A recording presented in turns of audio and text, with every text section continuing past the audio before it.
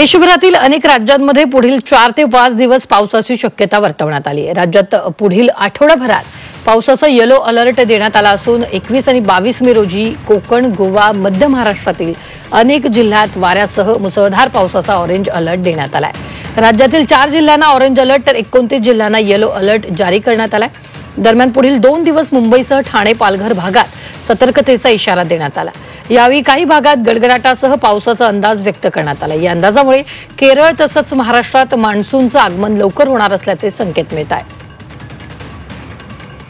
तर कुठे कुठे अलर्ट देण्यात आलाय पाहूयात ग्राफिक्सच्या माध्यमातून।